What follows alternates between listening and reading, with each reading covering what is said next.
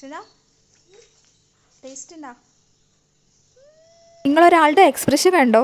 എൻ്റെ കുഞ്ഞിക്ക് നല്ലോണം ഇഷ്ടമായിരുന്നു കേട്ടോ ഈ ഇലയുടെ തേങ്ങയിൽ ശർക്കര പാനി ചേർത്ത് വായ ഇലയിൽ പൊതിഞ്ഞ് ആവിയിൽ വേവിച്ചെടുത്തിട്ടുള്ള ഈ ഇലയുടെ ആർക്കാലം ഇഷ്ടപ്പെടാതെ. ഇന്നത്തെ ഈവനിങ് റെസിപ്പി ഇലയുടെ ആയാലോ? എന്നാവാ നല്ല സിമ്പിളായിട്ടുള്ള ഇലയുടെ റെസിപ്പി നോക്കാം. 4 പീസ് ശർക്കരയും 1/4 ഗ്ലാസ് വെള്ളവും ചേർത്ത് ശർക്കര പാനി തയ്യാറാക്കിയിട്ടെടുക്കാം. ഒരു മീഡിയം സൈസ് തേങ്ങ ഗ്രേറ്റ് ചെയ്തിട്ടൊന്ന് എടുത്തിട്ടുണ്ട് കേട്ടോ. അതിലേക്ക് നമുക്ക് ഈ ശർക്കര പാനി ചേർത്ത് കൊടുത്തിട്ട് ഒന്ന് മിക്സ് ചെയ്തിട്ടെടുക്കാം. എന്നിട്ട് അടച്ച് വെച്ച് ഒരു 5 മിനിറ്റ് ചെറിയ തീയിൽ കുക്ക് ചെയ്തിട്ടെടുക്കാം. ഇതിലേക്ക് 1 സ്പൂണ് പശു നെയ്യ് ചേർത്ത് കൊടുത്തിട്ട് ഒന്ന് മിക്സ് ചെയ്തിട്ട് മാറ്റി വെക്കാം. ഇതിലേക്ക് ഞാനൊരു ഫ്ലേവറും ചേർത്തിട്ടില്ല കേട്ടോ. നിങ്ങൾക്ക് വേണമെങ്കിൽ ഏലക്ക പൊടിച്ച് ചേർത്ത് കൊടുക്കുക, വേണമെങ്കിൽ നട്ട്സും കൂടെ ചേർത്ത് കൊടുക്കാം. ഇനി നമുക്ക് മാവ് ഒന്ന് കുഴച്ചിട്ടെടുക്കാം. അപ്പോൾ ആവശ്യത്തിനുള്ള ഉപ്പും വെള്ളം കൂടെ ചേർത്ത് അരിപ്പൊടി ഒന്ന് കുഴച്ചിട്ടെടുക്കാം കേട്ടോ. വെള്ളം ഒന്നും കൂടി പോകാതെ ഈ ഒരു പരുവത്തിൽ വേണം കേട്ടോ കുഴച്ചിട്ടെടുക്കാൻ. ഓരോ ഉരുളകളാക്കി എടുത്തിട്ട് വാഴയിലയിൽ പരത്തിയിട്ടെടുക്കുക. അപ്പോൾ വാഴയിലയിൽ ഞാൻ കുറച്ച് ഓയിൽ തടവി കൊടുത്തിട്ടുണ്ട്. അതിൽ മാവ് പറ്റി പിടിക്കാണ്ടിരിക്കാൻ വേണ്ടിയിട്ടാണ് കേട്ടോ ഓയിൽ തടവി കൊടുത്തിട്ടുള്ളത്.